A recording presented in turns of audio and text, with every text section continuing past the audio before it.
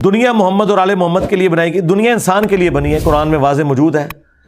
کیا یہ کائنات نبی علیہ السلام کے لیے بنائی گئی؟ یہ جو نبی صلی اللہ علیہ وآلہ وسلم کے وسیلے سے آدم علیہ السلام کی توبہ قبول ہونے کا واقعہ ہے، یہ المستدرک للحاکم میں موجود ہے۔ اگرچہ امام حاکم نے اس کی تصحیح بھی کی ہے کہ یہ حدیث صحیح ہے، لیکن امام ذہبی جنہوں نے اس کے اوپر بعد میں تحقیم کی، ان کا موقف یہ ہے کہ اس میں ایک کذاب راوی ہے، اور امام ذہبی کی بات ہی زیادہ مضبوط ہے کہ روایت کمزور ہے۔ اور ویسے بھی یہ ایک اسلوب کے بھی خلاف ہے، کیونکہ صحیح بخاری میں 1010 نمبر حدیث ہے کہ سیدنا عمر رضی اللہ تعالیٰ عنہ کے زمانے میں جب قحط پڑ جاتا تو سیدنا عباس ابن عبد المطلب کو وہ لے کے آتے اور کہتے، اے اللہ، جب تک تیرے نبی ہم میں موجود تھے ہم ان کے ذریعے سے تیری طرف وسیلہ اور توسل اختیار کرتے تھے، اب ان کے بعد ہم ان کے چچا کو لے کے آئے، ان کی دعا کی برکت سے بارش نازل فرما، تو بارش نازل ہو جایا کرتی تھی۔ وسیلہ اور توسل یہ ہے کہ جو سامنے بندہ موجود ہے اس سے دعا کروائیں۔ آج نبی علیہ السلام دنیا میں سامنے موجود ہوں، ہم آپ صلی اللہ علیہ وآلہ وسلم سے ہی دعا کروائیں گے۔ لیکن قبر مبارک پہ جا کے کسی صحابی نے کوئی بھی صحیح سند سے ثابت نہیں۔ ایک کمزور سی روایت المصنف ابن ابی شیبہ سے پیش کرتے ہیں، اس میں بھی آمش مدلس ہیں اور ان سے روایت کر رہے ہیں، سما کی تصریح نہیں ہے۔ باقی بخاری میں جب موجود ہے کہ قحط پڑا ہے تو سیدنا عمر کا ایٹیچیوڈ کیا تھا، ٹھیک ہے، کہ وہ انہوں نے بالکل عقیدہ امت کو بتا دیا کہ وسیلہ اور توسل کیا ہے۔ اور سیدنا عمر ان راویوں میں سے ہیں بخاری و مسلم کی ان احادیث کے کہ جب غزوہ جو صلح حدیبیہ کے موقع پر جب پانی کم پڑ گیا تو سیدنا عمر رضی اللہ عنہ نے نبی علیہ السلام کو پیالہ دیا، آپ صلی اللہ علیہ وسلم نے اپنی مبارک انگلیاں اس میں ڈالیں تو چشمے پانی کے جاری ہو گئے۔ سیدنا عمر کو تو پتہ تھا کہ آپ کے مبارک ہاتھوں سے پانی کے چشمے جاری ہوئے ہیں، تو وہ کہہ سکتے تھے یا رسول اللہ، جب آپ ہم میں موجود تھے ہم آپ کے وسیلے سے دعائیں کرواتے تھے اللہ کے حضور، اب آپ کی قبر پہ پیالہ لے کے اپنا قبر مبارک سے ہاتھ باہر نکالیں، یہ تو انہوں نے نہیں کیا، الٹا بلکہ انہوں نے امت کو عقیدہ سمجھایا۔ یہ تو پھر شیخ زکریا کاندلوی صاحب نے فضائل درود میں اور الیاس قادری صاحب نے فضائل سنت میں لکھ دیا کہ وہ شیخ احمد رفاعی کے لیے 555 ہجری میں نبی علیہ السلام نے قبر مبارک سے نعوذ باللہ ہاتھ باہر نکالا اور 90,000 لوگوں نے یہ مجمع نے یہ منظر دیکھا، اس میں شیخ عبد القادر جیلانی بھی ہیں۔ تو یہ سارے جھوٹے واقعات ہیں اس قسم کے۔ تو وہی جو حدیث ہے نا حاکم کی، اس میں موجود ہے کہ نبی علیہ السلام کے وسیلے سے آدم علیہ السلام کی توبہ قبول ہوئی، اور اس میں آگے ہے کہ پھر آدم علیہ السلام پوچھتے ہیں یا اللہ یہ محمد کون ہے، تو اللہ تعالیٰ فرماتا ہے کہ اگر میں محمد کو نہ پیدا کرتا تو کائنات کی کسی چیز کو پیدا نہ کرتا۔ یہ سارے الفاظ اسی ایک روایت کے اندر ہیں، وہ روایت اصول محدثین کے اندر ضعیف ہے، کیونکہ قصہ آدم اور ابلیس قرآن حکیم میں 7 دفعہ آیا ہے۔ اگر آدم علیہ السلام کی توبہ کا یہ واقعہ ہوتا تو قرآن پاک میں منوان اس طریقے سے آتا۔ 7 دفعہ ہی اللہ تعالیٰ نعوذ باللہ بھول گیا کہ بتانا کہ یہ بیچ میں الٹا دعا بھی آئی ربنا ظلمنا انفسنا، اور پورا سورۃ الاعراف میں ڈیٹیل آئی، سورۃ البقرہ کے اندر، سورہ صاد کے اندر، سورہ بنی اسرائیل کے اندر، سورۃ الکاف کے اندر، کہیں پہ بھی یہ بات ڈسکس نہیں ہوئی ہے۔ یہ تو بڑی امپورٹنٹ بات تھی۔ اور پھر انسانیت کی پیدائش کا مقصد نبی علیہ السلام کی اگر پیدائش ہے، یہ تو اس سے بھی زیادہ امپورٹنٹ بات ہے، یہ قرآن میں ہونی چاہیے۔ جبکہ قرآن حکیم میں سورہ ہود اگر آپ نکالیں تو پارہ نمبر جو 12 ہے اس کا پہلا پیج آپ سورہ ہود کی جو ابتدائی آیات ہے وہ آپ پڑھ کے دیکھ لیں، اللہ تعالیٰ نے اس کائنات کا مقصد بھی بتا دیا ہے کہ میں نے کیوں پیدا کیا۔ شروع کی آیات ہے، آیت نمبر جو ہے وہ 7 ہے سورہ ہود کی، وَهُوَ الَّذِي خَلَقَ السَّمَاوَاتِ وَالْأَرْضَ فِي سِتَّةِ أَيَّامٍ، وہی ہے اللہ جس نے پیدا کیا آسمان اور زمین کو 6 دنوں میں، وَكَانَ عَرْشُهُ عَلَى الْمَاءِ، اس وقت اس کا عرش پانی پر تھا، لِيَبْلُوَكُمْ أَيُّكُمْ أَحْسَنُ عَمَلًا، اور اس نے یہ کائنات اس لیے پیدا کی تاکہ تمہیں جانچے کہ تم میں سے کون نیک اعمال کرتا ہے۔ یہ کائنات انسانوں اور جنوں کے لیے پیدا ہوئی ہے کہ اللہ ان کو جانچے، کسی ایک شخص کے لیے نہیں۔ ٹھیک ہو گیا؟ تو بالکل کلیئر ہے۔ باقی یہ جو واقعہ ہے نا کہ جی وہ پھر انگوٹھوں میں وہ نور آ گیا، یہ حاکم میں یہ بھی موجود نہیں ہے۔ یہ پتہ کہاں میں موجود ہے؟ یہ انجیل برناباس کے اندر، جس کو میں بڑے عرصہ پہلے کہتا تھا کہ جعلی انجیل ہے، یہ کسی مسلمان نے بیٹھ کے لکھی ہے، اور کرسچنز تو پہلے نہیں مانتے۔ ہمارے پاس جب جو اسٹیبلش انجیل جو ہے gospel of John, Luke, Marks اور میتھیو، جو 4 ان کے اصحاب نے جمع کی ہوئی ہے، اس میں بھی کئی ایک جو ہے پروفیسیز نبی علیہ السلام کے بارے میں موجود ہیں، وہ کیوں نہ ہم پیش کریں۔ برناباس لے کے آتے ہیں، برناباس تو لگتا ہے کہ کسی مولوی نے، بلکہ مولویوں کے پینل نے بیٹھ کے لکھی ہوئی ہے، بالکل ٹارگٹ کر کے۔ یہ انجیل برناباس کے اندر ہے کہ آدم علیہ السلام کے انگوٹھوں میں نبی علیہ السلام کا نور آیا اور انہوں نے چوم کے آنکھوں کو لگایا۔ یہ وہاں اپنی کتابوں میں بھی جو اضافے کرتے تھے یا تعریف کرتے تھے یا لاتے تھے، اب عیسائیوں کی کتاب میں بھی ظاہر ہے قرآن میں تو تعریف نہیں کر سکتے تھے، تو انہوں نے کہا کہ چونکہ یہود و نصارہ اپنی کتابوں میں کرتے رہے، تھوڑی سی ہم بھی اس میں کر دیں۔ ٹھیک ہے نا جی۔ اور میں آپ کو بتاؤں جتنے انٹلیکچوئلز ہیں ان کو پتہ ہے یہ بات، کبھی بھی انٹلیکچوئل لوگ جو ہیں وہ انجیل برناباس کا حوالہ آ کے نہیں دے رہے ہوتے جوز اور کرسچنز کو، ٹھیک ہے, ان جوز نے تو ماننا نہیں ہے. تو یہ بالکل یعنی کمزور گراؤنڈز کے اوپر, میں نے وہ ساری پڑھی ہے, وہ تو لگتا ہے کسی نے بیٹھ کے لکھی ہے, ٹھیک ہے نا. تو وہ کہتا ہے جی پوپ کی لائبریری سے 7ویں عیسوی میں ہمارے, اچھا کہتے ہیں پرانے بزرگوں کو نہیں پتا چلا, بعد والے بزرگوں کے سامنے آ گئی, وہ پوپ کی لائبریری میں چھپی ہوئی تھی, یہ ہوا تھا وہ ہوا تھا. تو وہ آج تو میرے بھائی کاربن ڈیٹنگ کروائی جا سکتی ہے, پتہ لگ جاتا ہے کہ یہ وہ 700 سال کے بعد اسی وقت ہی لکھی گئی تھی, یہ واقعی یہ کوئی 2000 سال پرانی ہے, پتہ چل جائے گا. وہ جس طرح وہ بریلوی حضرات نے مصنف ابن ابی شیبہ کا ایک نسخہ نکال لیا ہے, اس کا مصنف عبدالرزاق کا, وہ حدیث نور والا, رائٹنگ آج دے زمانے دی ہے, کاغذ آج دے زمانے دا, کہتے ہیں بہت پرانا نسخہ مل گیا. ٹھیک ہے, یہ بھائی جھوٹ ڈھونڈ نہیں چلنے, کاربن ڈیٹنگ نہ پتہ چل جاتا ہے کتنی پرانی کوئی شے ہے. ٹھیک ہے, تو یہ بالکل غلط ہے, یہ اس کی کوئی اصل موجود نہیں ہے. مسئلہ 43 میرا دیکھ لیں, وسیلہ اور توسل پہ میں نے ساری چیزیں اس میں ڈسکس کی.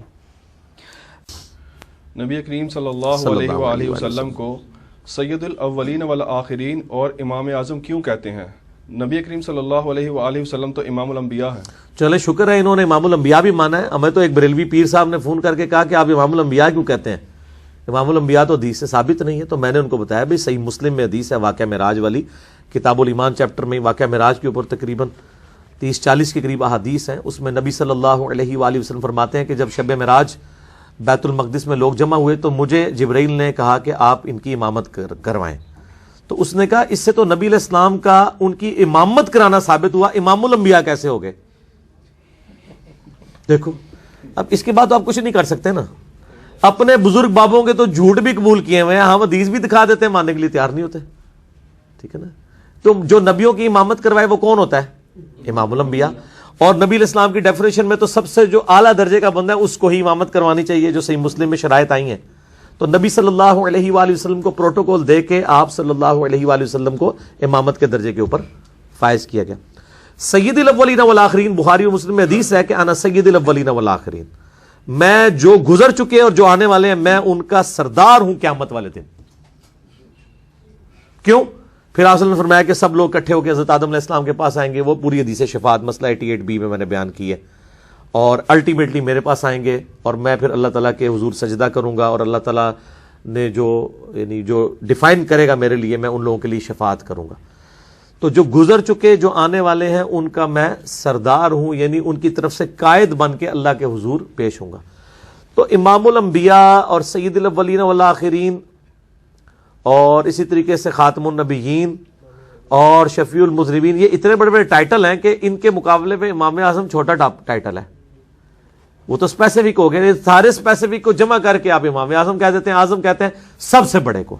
ان کو پتہ کیوں تکلیف ہوتی ہے؟ انہوں نے ایک اپنے کسی بزرگ کے بارے میں امام اعظم کلیم کیا ہوا ہے, یہ کہتے ہیں ان کو ہی آپ کہیں, ہم ان کو کہتے ہیں وہ امام اعظم, ان کو مطلقاً آپ نہیں کہہ سکتے.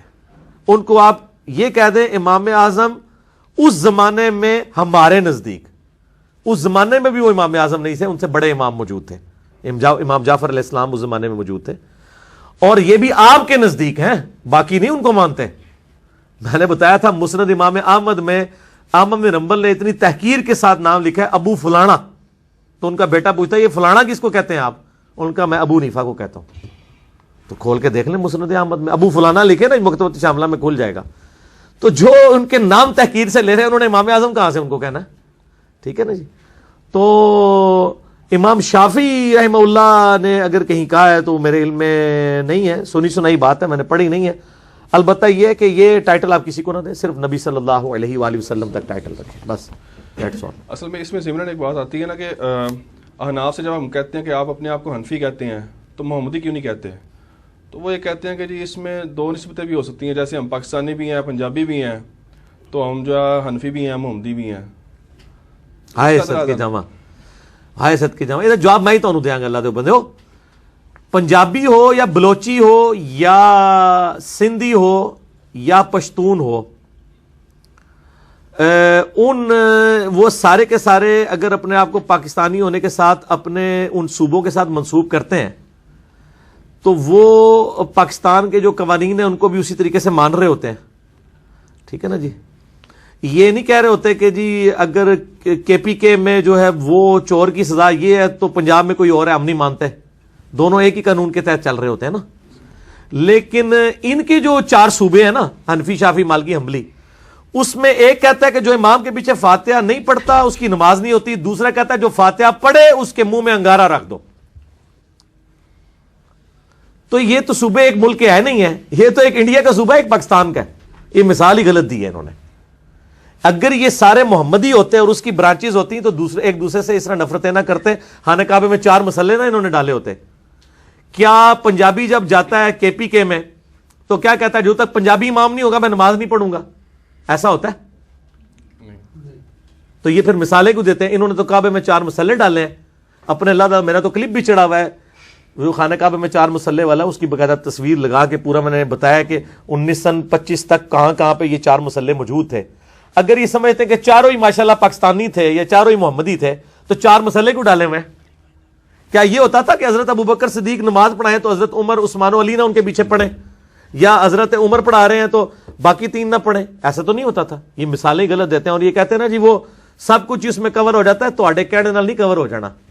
کوڑ نہ مارو جھوٹ نہ بولو، ٹھیک ہے نا. یہ سب کچھ پردہ ڈالنے کے لیے یہ باتیں کر رہے ہیں، بالکل ایسا نہیں ہے. اور محمدی ہم اس لیے کہتے ہیں، ہم تو کہتے ہیں محمدی سے بھی آپ اوپر جائیں، مسلم کہیں اپنے آپ کو. نبی علیہ السلام کو قرآن حکیم میں یہی حکم ہوا ہے انا اول المسلمین، اور قرآن حکیم میں ہوا سماکم المسلمین من قبل وفی ھذا. اس قرآن کے نزول سے پہلے ابراہیم علیہ السلام نے تمہارا نام مسلم رکھا تھا اور اس کتاب میں بھی اللہ نے تمہارا نام مسلم رکھا ہے. ہم کہتے ہیں آپ اس سے بھی اوپر آئیں، مسلم کہیں، اللہ کے سامنے سر تسلیم خم کرنے والا. اور کلمے میں چونکہ لا الہ الا اللہ محمد رسول اللہ صلی اللہ علیہ وآلہ وسلم، تو دوسرے نمبر پہ اگر کوئی چیز ہو سکتی ہے تو محمدی ہو سکتی ہے. اگر ان کے کلموں میں کہیں ان کے بزرگوں کے نام آتے ہیں تو ضرور ڈالیں. ہم کہتے ہیں اس سے امت کے ڈویژن میں اضافہ ہوا ہے. اگر یہ کہتے ہیں فروع اختلافات ہیں تو ایک دوسرے کے پیچھے نمازیں کیوں نہیں تھے یہ پڑھتے؟ ابو فلانا کہہ کے کیوں ایک دوسرے کو بلاتے تھے؟ ٹھیک ہے. اور نہ میری زبان کھلاؤ، بہت کچھ ہے. انہوں نے پردے رکھے نا. یہ اسی طریقے سے ہے وہ جیسے ہمارے سیاسی لیڈرز ٹی وی کے اوپر آگے بڑی پازیٹیو باتیں ہو رہی ہوتی ہیں. سٹارٹ ہی جب مخالف کا کرتے ہیں کہتے ہیں میں ان کا بڑا دل سے احترام کرتا ہوں، لیکن تو ہمیں پتا ہے وہ دلی کنی بڑی بڑی گالاں کٹ رہا ہوتا ہے. یہی خوشی ہے. یہ سارا انہوں نے پردے نا فاش نہ کراؤ، جتنے کر دیتے اتنا ہی بہت ہے. دین کتابوں میں ہے یا شخصیات میں؟ اگر کتابوں میں ہے تو کتابیں کون سی ہیں، اور کیا ہم بالکل ہی شخصیات کے منکر ہو جائیں؟ نہیں، شخصیات کے منکر نہ ہو. آپ جن شخصیات کی کتابیں ہیں نا ان کے منکر نہ ہو. کتابیں لکھی ہیں صحیح بخاری صحیح مسلم، امام بخاری امام مسلم نے. آپ نے اپنے مولویوں کی کتابیں لوگوں کے ہاتھوں میں پکڑا دی ہوئی ہیں. اللہ تو بندو ایک ٹکٹ ہی 2 مزے تو نہ لو، ٹھیک ہے نا. شو آپ کس کو کر رہے ہیں؟ ہاتھی کے دانت آپ نے کچھ اور رکھے ہوئے ہیں اور اندر والے دانت کچھ اور ہیں. تو ان اماموں کو تو ہم مانتے ہیں، ہم ان کے ناموں کے ساتھ رحمہ اللہ کہتے ہیں. ہم کتابوں میں ہی دین ہے، اور ان اماموں نے بھی کتابوں کی طرف ہی ہمیں، یعنی امام بخاری کو اپنی پکچر تو نہیں دے گئے ہیں، کوئی سیلفی بنا کے تو نہیں چھوڑ گئے. انہوں نے ایک کتاب امت کے حوالے کی ہے کہ یہ میری محنت ہے میری زندگی کی. آج بھی ہم بخاری شریف جب پڑھتے ہیں تو ہم سمجھ لیں امام بخاری سے ہی پڑھ رہے ہوتے ہیں کہ انہوں نے اتنی محنت کر کے جو حدیثیں جمع کی تھی. اگر امام بخاری امام مسلم کے ذریعے آپ آج کے 14ویں صدی کے 15ویں صدی کے بزرگوں کو آپ کو ڈگریاں دلوانا چاہتے ہیں تو تسی جناب الٹے بھی لٹک جاؤ. انہوں نے اسے ڈگری نہیں دینی، انہوں نے کوئی کنٹریبیوشن نہیں ہے. یہ سارے نقال ہیں، اور نقال تو ہم بھی ہیں. یہ کون سا بخاری مسلم کی حدیثوں کی ہر حدیث کی سند نبی علیہ السلام تک لے کے جا رہے ہوتے ہیں؟ وہ ایک استاد کی سند بیان کر دیتے ہیں تو اس سے سارا کچھ حل ہو جائے گا. اس طرح تو نہیں ہوتا. ان محدثین نے اپنی ایک ایک حدیث کی سند نبی علیہ السلام تک پہنچائی ہے. یہ کتابیں میرا یوٹیوب پہ آپ کلپ کھول لیں، سنی احادیث کی 6 کتابیں 6 ڈیزن میں لکھیں سنی بکس، تو کلپ کھل جائے گا، اس کی انٹرنیشنل نمبرنگ سب کچھ کھل جائے گا. تو میں نے بتائی ہیں کون سی ہیں. قرآن پاک کے بعد کون سی مین سٹریم کی کتابیں؟ بخاری، مسلم، ابو داؤد، ترمذی، نسائی، ابن ماجہ، مسند امام احمد، الموطا امام مالک. یہ ساری کتابیں لاکھوں لوگوں نے میری ویڈیو دیکھی ہے، آپ کو جواب مل جائے گا. قرآن کہتا ہے کہ فرقہ نہ بناؤ. اہل تشیع کہتے ہیں کہ ہم دعائے محمد ہیں. جی اہل تشیع کہتے ہیں ہم دعائے محمد ہیں، اور اہل سنت کہتے ہیں کہ نبی السلام نے کہا تھا اہل سنن والجماعت ہو جانا. تو دونوں ہی کہانیاں کرا رہے ہیں. ان کہانیوں سے باہر نکلیں میرے بھائی. آپ وہ مانیں جو قرآن میں لکھا ہوا ہے. ہاں جی، قرآن میں ہے کہ تمہارا نام مسلم ہے، ابراہیم، ہم دین ابراہیمی پہ ہیں، حضرت ابراہیم بھی مسلم تھے، ہمارا نام بھی مسلم ہے. ہاں یہ جو آیا نا کہ نوح کے شیعہ میں سے ابراہیم بھی تھا، وہ شیعہ یہ نہیں ہے کہ حضرت ابراہیم خود شیعہ تھے، ورنہ تو آتا ہے کہ ابراہیم شیعہ تھا. شیعہ کہتے ہیں گروہ.